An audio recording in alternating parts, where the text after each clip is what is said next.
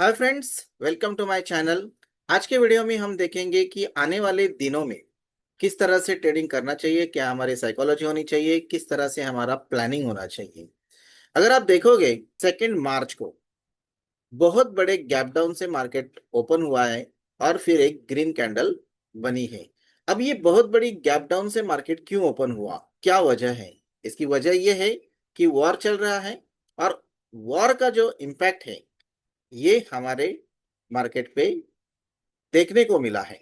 लेकिन वॉर का इम्पैक्ट होते हुए भी आज हमें यहाँ पे ये ग्रीन कैंडल देखने को मिल रही है। ये एक पॉजिटिव साइन है, ये एक अच्छी बात मान सकते हैं।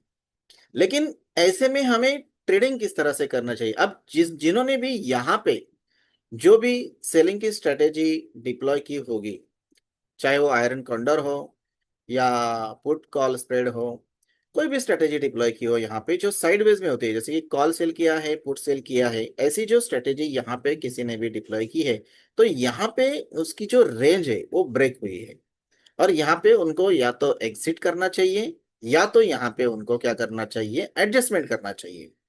लेकिन अब जबकि आप देख रहे हो वॉर का माहौल चल रहा है इंटरनेशनल लेवल पे, अमेरिका, ईरान, यूक्रेन, कई सारी कंट्रीज इस वॉर में इन्वॉल्व हो चुकी है और ये वॉर बढ़ भी सकता है। कम हुआ तो अच्छी बात है, भगवान से यही प्रार्थना है कि वॉर जल्द से जल्द खत्म हो जाए।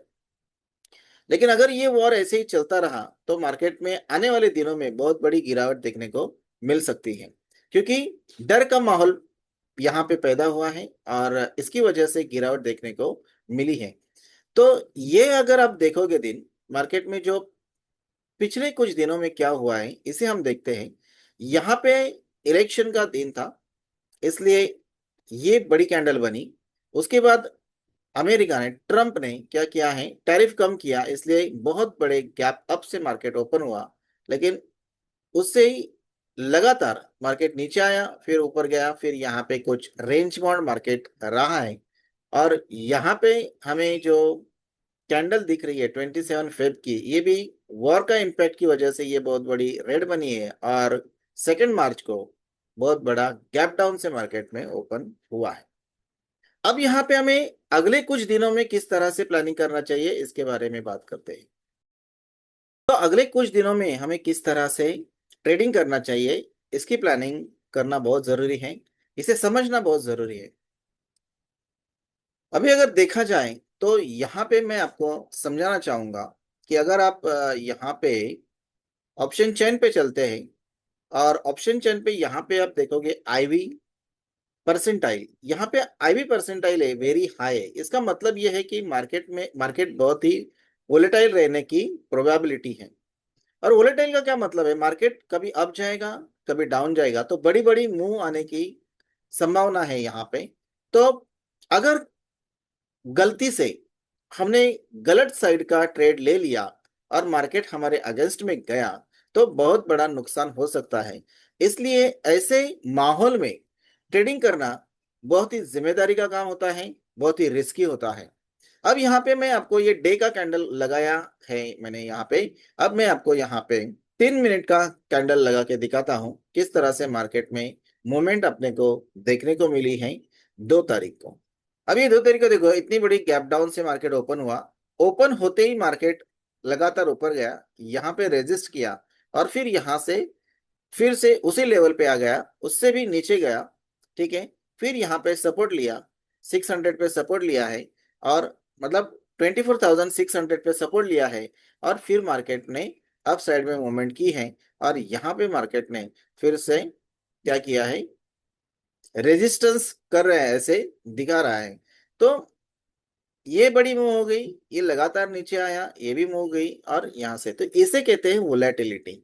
तो ऐसे मार्केट में मान के चलो यहाँ पे आपको लगा कि यहाँ पे ब्रेक किया, क्योंकि ये लो ब्रेक हुआ है ना। इसका लो है 24,645 और ये ब्रेक हुआ है यहाँ पे और मार्केट यहाँ पे पहुंचा 24,600। तो ये ब्रेकडाउन होने के बाद अगर आपने यहाँ पे या तो पुट बाय किया या कॉल सेल किया तो ये ट्रेड आपके अगेंस्ट जा सकता था यहाँ पे।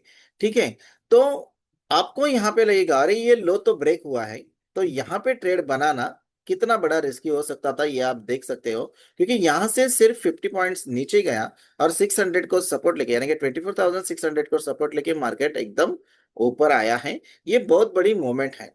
तो ऐसे मार्केट में जो अभी माहौल चल रहा है, वॉर वॉर का माहौल चल रहा है, तो यहाँ पे एक तो जो बिगिनर्स है उनको ट्रेडिंग से दूर रहना चाहिए।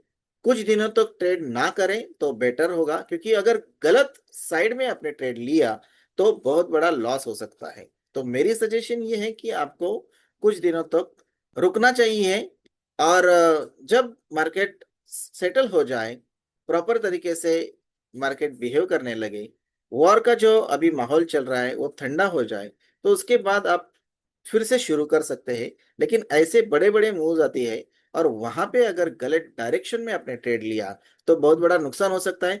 पूरा कैपिटल जो है वो वाइप आउट हो सकता है। अगर कैपिटल रहेगा तो आप फिर से ट्रेडिंग कर सकते हो, लेकिन अगर कैपिटल पूरी तरह से डिस्ट्रॉय हो गया तो आप ट्रेडिंग से बाहर हो जाओगे और ट्रेडिंग नहीं कर पाओगे। कहा जाता है कि अगर पिच पे टिके रहोगे तो आप रन बना पाओगे, लेकिन अगर आउट होके चले गए तो आप रन नहीं बना पाओगे। तो यही यहाँ पे भी रूल होता है कि आपको टिके रहना है। अगर आप टिके रहोगे तो आप पैसा बना पाओगे। और देखो, मार्केट कहीं जाने वाला है नहीं। अभी ये जो माहौल चल रहा है वॉर का, ये बहुत ही बुरा माहौल है। वोलेटिलिटी बहुत हो सकती है, बड़े बड़े मूव आ सकते हैं, अप साइड में आ सकते हैं, डाउन साइड में आ सकते हैं, कहीं पे भी आ सकते हैं। यहाँ पे मार्केट को प्रेडिक्ट करना बहुत ही बड़ा मुश्किल है।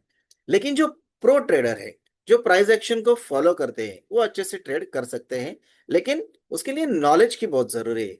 तो नॉलेज अगर आपके पास बहुत अच्छा है तो आपको क्या करना चाहिए, इंट्राडे में ट्रेडिंग करना बेहतर रहेगा। देखो दोस्तों, ये सिर्फ मैं एजुकेशनल पर्पज के लिए बता रहा हूं, ये कोई ट्रेड रिकमेंडेशन नहीं है। ये वीडियो जो मैं बना रहा हूं वो सिर्फ और सिर्फ एजुकेशन पर्पज के लिए बना रहा हूं, और मेरा जो एक्सपीरियंस है वो मैं आपके साथ शेयर कर रहा हूं। ये कोई ट्रेड रिकमेंडेशन नहीं है। तो आपको क्या करना है, आपका नॉलेज यूज करना है। अभी ये जो टाइम है वो सीखने पे देना है, और बेटर टाइम ही है सीखने के लिए, क्योंकि अभी माहौल बहुत खराब है। तो ऐसे माहौल में ट्रेड से दूर रहिए, ट्रेडिंग से, और सीखिए, सीख कर वॉच करिए। अब ऐसे माहौल में अगर कोई आप स्ट्रेटेजी, जैसे कि कॉल भी सेल कर लिया, पुट भी सेल कर लिया, और मार्केट ने बहुत बड़ी मूवमेंट कर ली, तो रेंज क्या हो सकती है, ब्रेक हो सकती है। आपकी जो एक रेंज होती है वो ब्रेक हो गई, तो आपको या तो लॉस बुक करना पड़ेगा या तो फिर आपको एडजस्टमेंट करनी पड़ेगी। तो एडजस्टमेंट के लिए और कैपिटल चाहिए, और अगर आपके पास लिमिटेड कैपिटल कैपिटल है तो आपको लॉस बुक करना पड़ेगा। तो ऐसे में ओवरनाइट ट्रेडिंग करने से अच्छा है कि आपको डे ट्रेडिंग करें।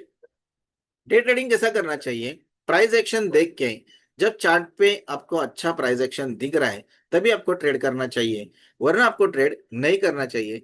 और ओवरनाइट का रिस्क लेना इस वक्त बहुत बड़ा रिस्की हो सकता है, तो ओवरनाइट का ट्रेड ना करें तो बेटर है। प्राइस एक्शन को फॉलो करके इंट्राडे में ट्रेड करना, छोटा छोटा प्रॉफिट बुक करना, सपोर्ट और रेजिस्टेंस देख के प्रॉफिट को बुक करना बेटर हो सकता है। तो दोस्तों, वीडियो अच्छा लगा हो तो लाइक जरूर कर लेना, और दोस्तों के साथ शेयर कर लेना। चैनल पे नए हो तो सब्सक्राइब जरूर कर लेना, और बेल आइकन को दबा के ऑल ऑप्शन को सिलेक्ट जरूर कर लेना, ताकि आने वाले सारे वीडियोस की नोटिफिकेशन आपको मिलते रहे। तो मिलते हैं अगले वीडियो में, तब तक के लिए हैप्पी ट्रेडिंग।